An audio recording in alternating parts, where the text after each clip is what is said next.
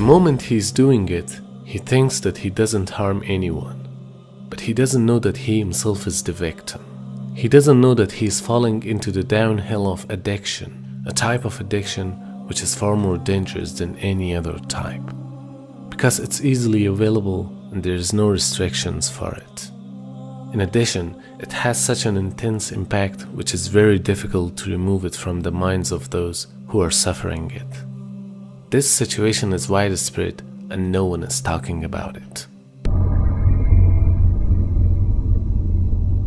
Pornography goes in through the eyes into the iris and triggers a release of chemicals in your brain. Chemicals like dopamine, serotonin, epinephrine, and oxytocin.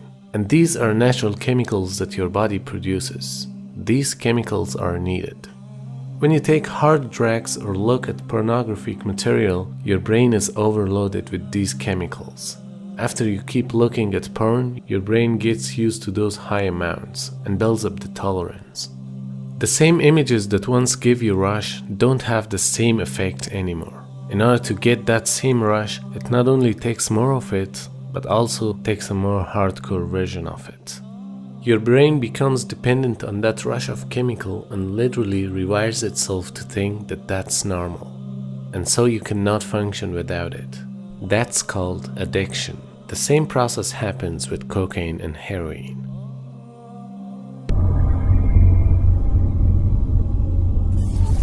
We live in the ultimately shameless world today. The world in which streaming videos off of any website are available on your mobile device. The age in which the pornography industry is a multi-trillion-dollar industry. The point of which, the agenda of which is to make sure every one of you is a consumer of filth in one way or another. That every man, woman, and child is exposed to this stuff and they're hoping you are, so you become addicted to it, so you become yet another consumer.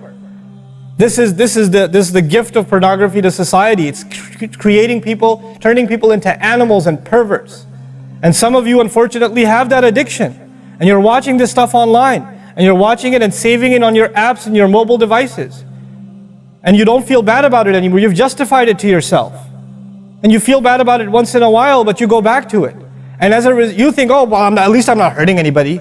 At least I'm not doing it to anybody else. I'm just watching this stuff. It's okay. But you know what's happening to you? Inside, your soul is being just gutted.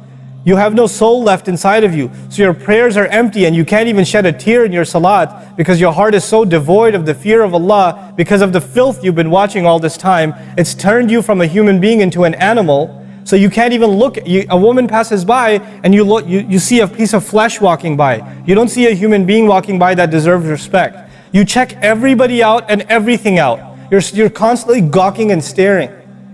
You have a hard time putting your eyes down. When you're on the subway, when you're on campus, when you're at work, you're walking down the street, you just can't help it. You see a billboard, you take a second look, you see a third look. You don't miss any opportunity to just to violate your soul with your eyes. You're addicted completely. And then you say, brother, how do I get khushu' and salat? What world are you living in? What world are you living in? Ayyuhal ikhwa, my brothers, specifically my brothers, and I know some sisters have this issue too. It's a sad reality. This is a war.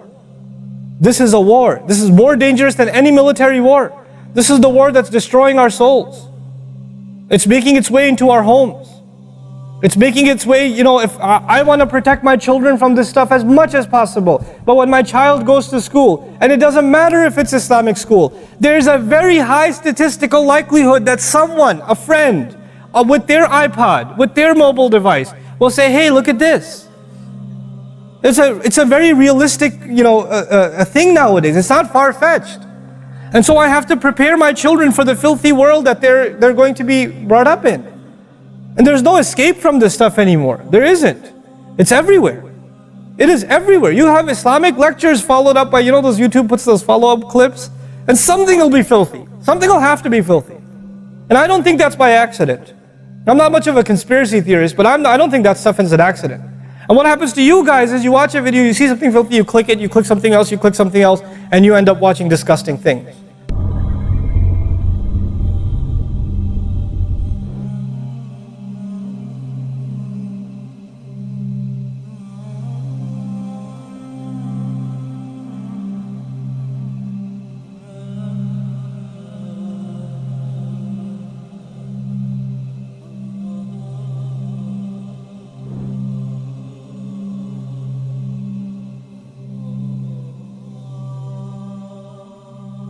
From the ancient times till now, porn is being used by prostitutes and members of occult temples to worship incorporeal entities, meaning jinn and demons.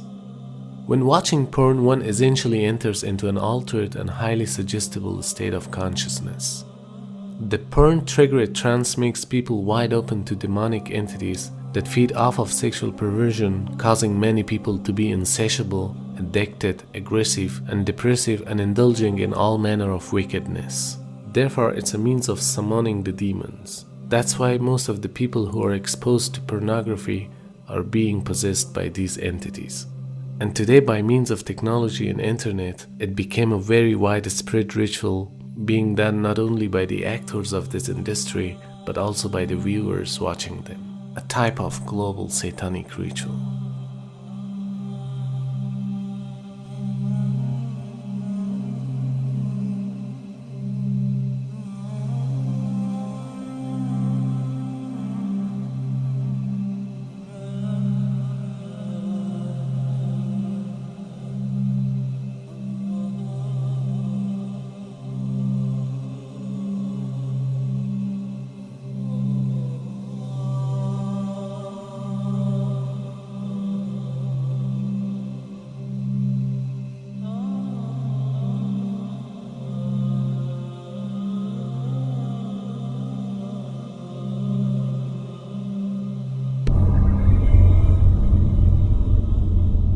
A study on 2017 shows the annual trafficking of one of the largest porn websites.